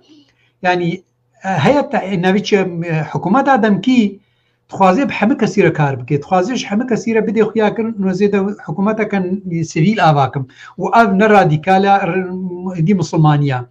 يعني او مريناتنا متطرفين بيش بكفن او تحمش قاعد بيجي ليه داليه ابنا دولتي ده بس داليه تركيا ده بتيبت نكاري تبريارا بدي تشتي قد بيجي تركي بيجي او يعني بريارا بدي خيا كرن جارنا دخازي خوشبن دستي درخي باريكاريا سعوديه وانا لهي باندورا وخرطه يعني اخرتنا حكومات ادمكي سي تشارج هذا جديه هنا جي آخرتنا سرد بيجن أو إملاءات يعني وكا قوتي سردستي بينا آخرتنا كن وهن أو وكا داخوازيش دولتات كي قو آركارياوي بكن دنگيتا قطبو كاك ريبر دنگيتا ناكم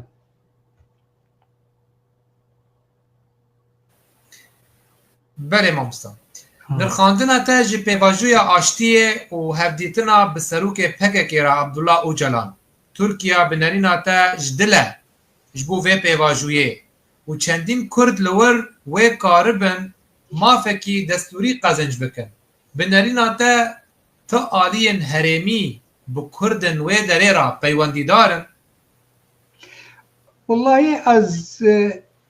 دائما مترسيه ده مع حكومات تركي تجاره يعني او داخوازياج دل انه بيجريك عملتي كرس راس بكن هي او نادي راس تقل لك جارا خاصتنا بكن واغوتنا لتدمزيني بيشتي ونارا هاتي خيا كرن انه وكا يعني دبلوماسيكيه سياستك خدعك سياسيه جبرغو فشار سرهاتنا كرن ويدك از هيفيتكم واردوغان ديكي ليكي جدل بي تكليونا بعبد الله وجنان را واخفتنا بنا وزهيبيتكم جو براستي اب تكلي بكرن او اخفتنا ليستك كسياسي بي دوي تشارچوبا جو انه تركيا اردوغان نكاري بو قنديل مثلا هليني نكاري بو ريفابريا خسر بلكي حفت هشت بلان دانين و ريفابريا خسر نا هتا هيرواندن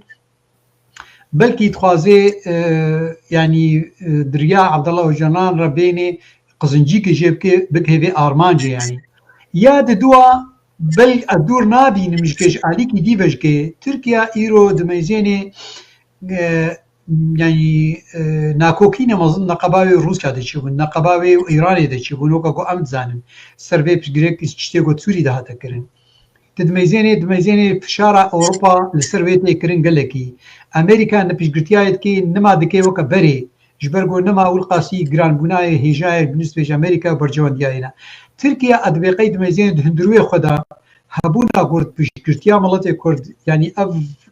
شر بي سكناندن بلكي ببي جران بونا كش سوري اشتركي راو تركي يعني وينا انقاذ بكج جدبونا كي ياج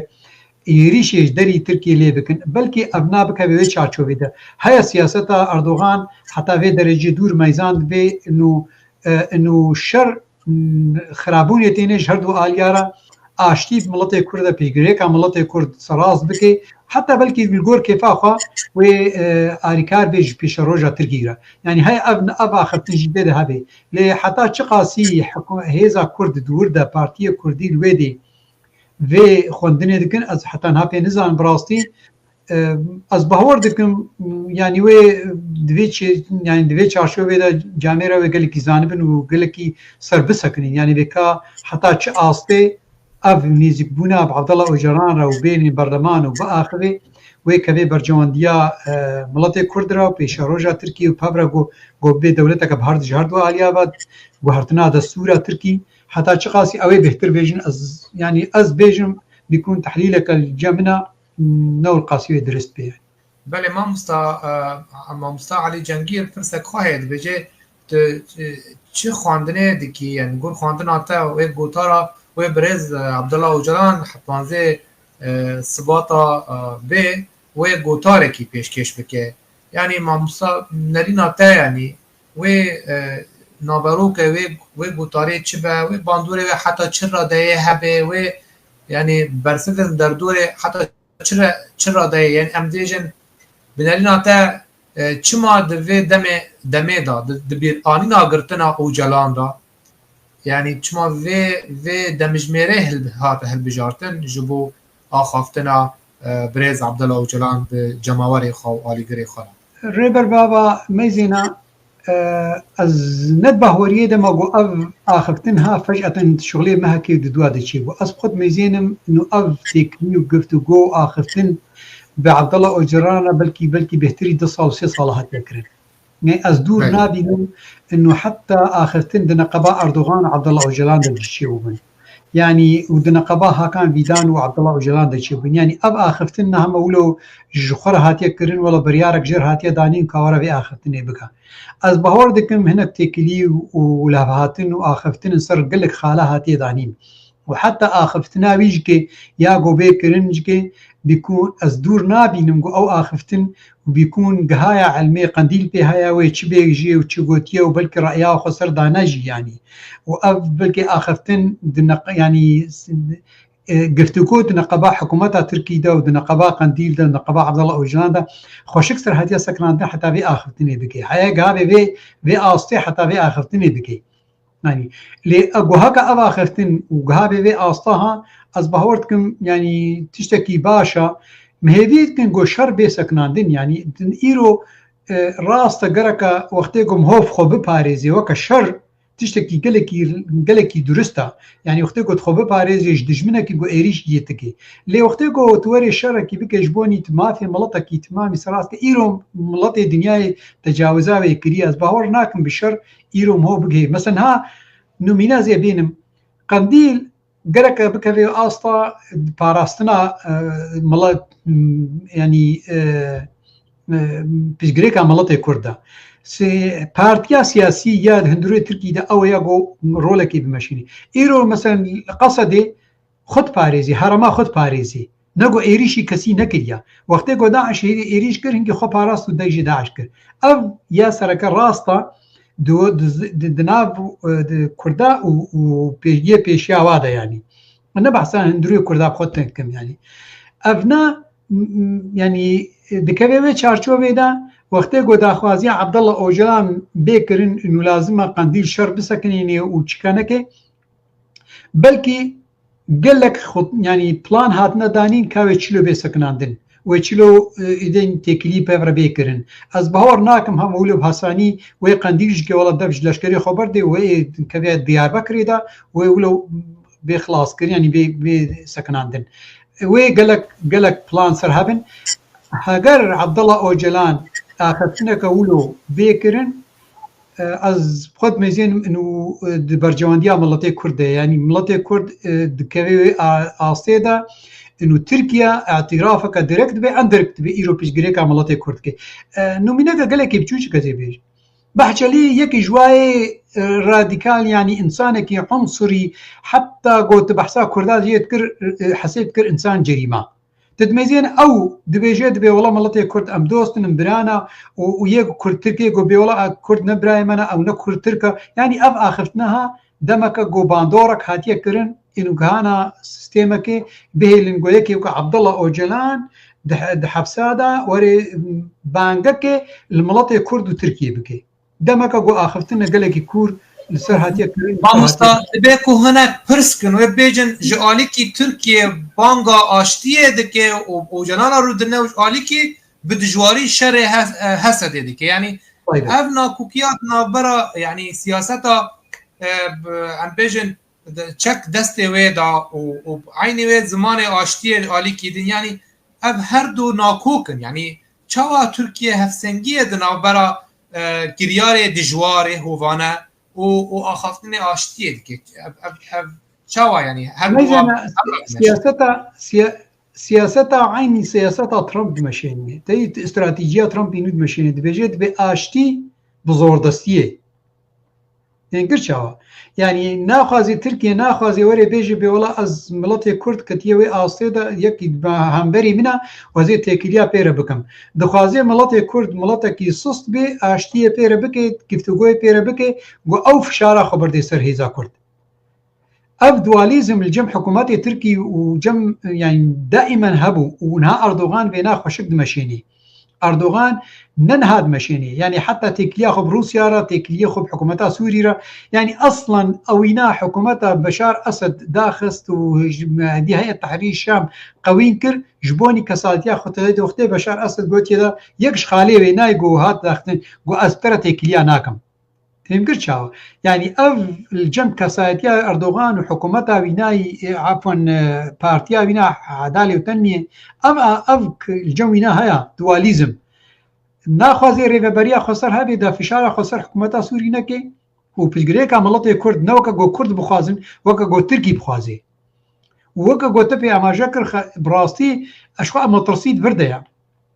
هيا به لعبد الله اوجلان باخذه بس وقتها جو بي قفتو جو كرن والبرد بجريكا ملطي كرد وكا جو تركي بخازي نوكا جو مثلا كرد بخازن يا مثلا هيزا كردي الباكوري كردستاني بخازي ابنا رولك هيا بردا يعني بريز بخشلي آنی زمان گود ام لهیوینا کو اوجلان در کبه و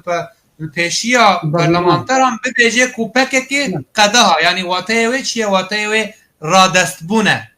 ابیه کاجی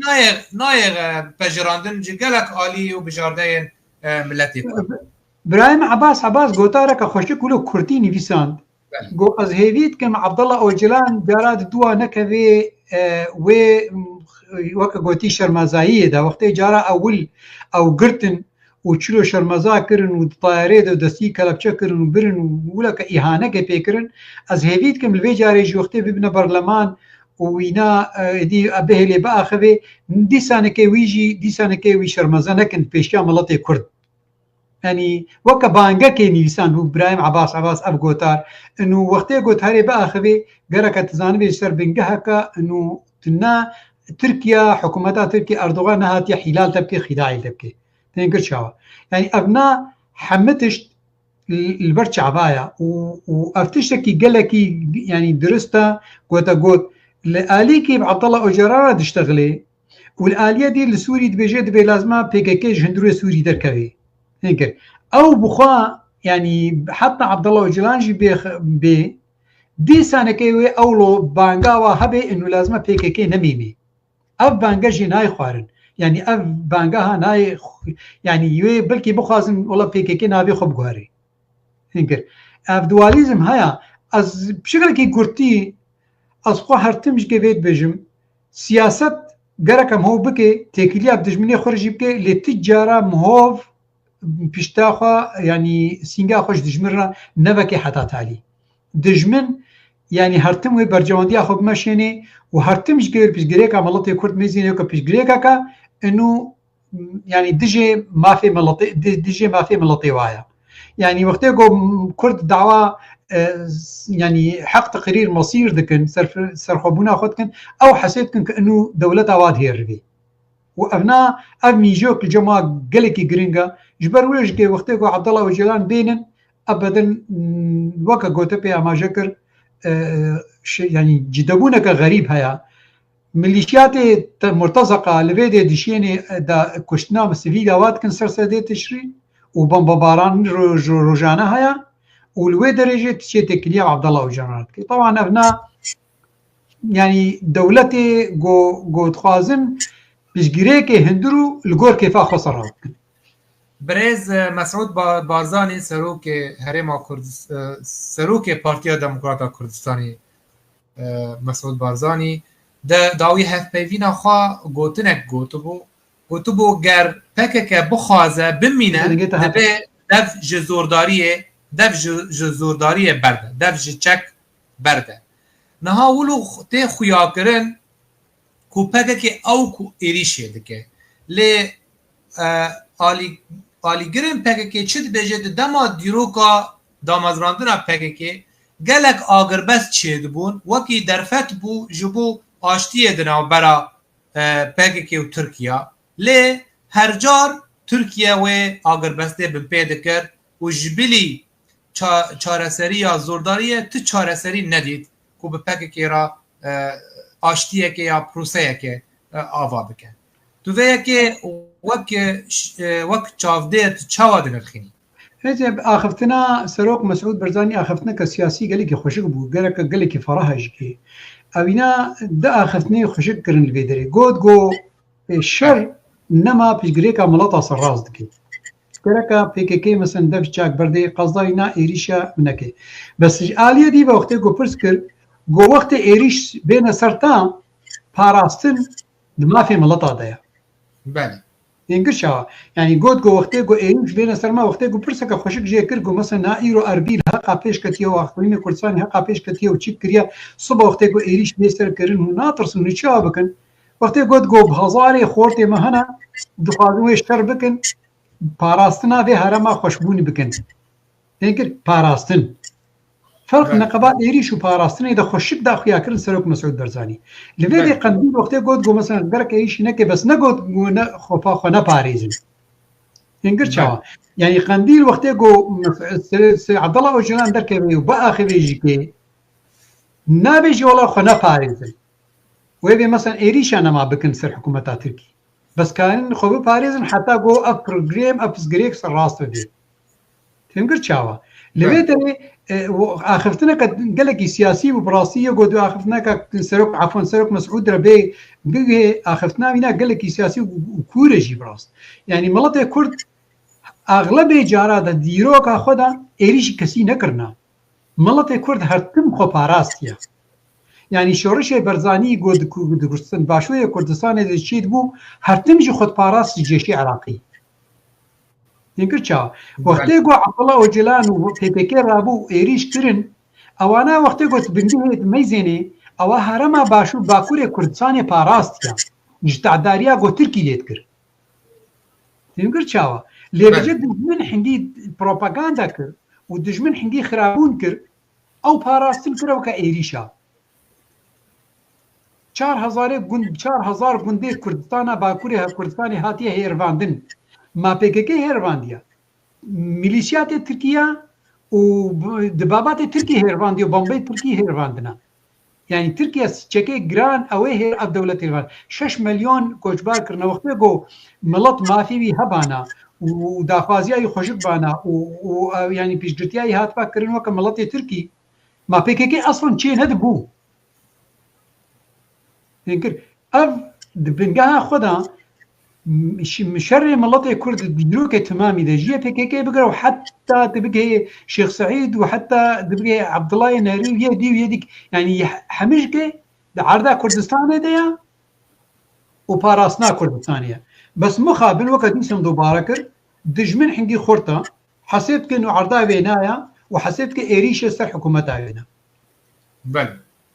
وصايا تنها نزكتيا إسرائيل جبو بيشجريا كردان أب نزكتيا سينورا خاتنة سينورة دفكية سينورة تنة آخافتنة لتشتكي براتيك باش پردهية تكرن جبو درست کرنا پیوندیه دنا برا کردن روج آوای کردستانه و هروها إسرائيل دي خالا مهور بلي ميزيني إسرائيل بدي دروا ميزيني يك جي اولا جرى اول طبعا وكا بروباغندا وكا جو فشارك بردي سر تركيا ودولتي عربه وانا انه ميزي بسجريغا كرد وقت هون هقاسي فشاري بردن سر ميزي بسجريغا كرد فرابي ابناء ذي حاليدا وطبعا حميش كتيا برجوانديا ويدا في اخفتناها بك وكا جو وزير خارجيه ونتنياهو جود جوني ميروي دي رجلاتي نافين تمامي بكهرن وبسجريغا ملطي كرد بسجريغا كجلكي فراها وجرك راس بكرن اب وكا بروباغندا دعايتك سياسي دبلوماسي بوش بيشجرتيا اسرائيل بو بس تبش برديدا د تكلينا بدولتي دا دواري بلاني قدرجلات نافين دا تكرن اسرائيل خوشك دزاني انه هذا كرد كردستان وقتي باواكرن يا ما في ملطي كرد بكرن او ما في ملطي كرد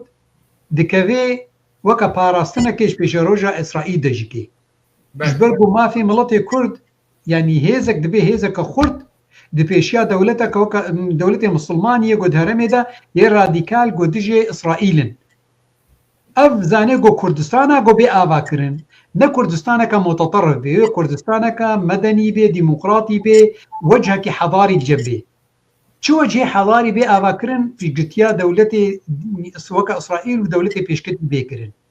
دبي عاصيدا از بهورتن اسرائيل او تكاري بيجي لوبيا اسرائيلي دو اوروبا و امريكا دا وحتى روسيا دجيتي كار كرن وانه پیش روجا ملتي كرد رجلاتي ناوين دا بي پیش روجا كخوش يعني د كارد ورد تيكرين اسرائيل جهردو اليابا يعني از خود ميزينم انه اف بجرتيا امريكا جي روجاواي كردستان را في شارك اسرائيلي ديركت اند ديركت بيجير هاي سر هاي يعني كاكريبر سورتي تهاتا قرتن بلكي يمجي هاتا قرتن نا انترنت يا جمنا بله مامستا پرسک هیا برز عقید خلف بجه گلو راسته یان شاشه پید قصد سیویلان دبه انیا شر لسد البندا و تشدینه ميزه نقو عود به ملتي كرد هناك هنا حنجي بيرو بهوريا وانا بجريكا واهيا وبيرو بهوريا وانا بقضيا واهيا ودميدين اب ايريشي ها سر ما في ملتي واتي كرن او بخد تشين خد باري يعني وكا قلتي كمنا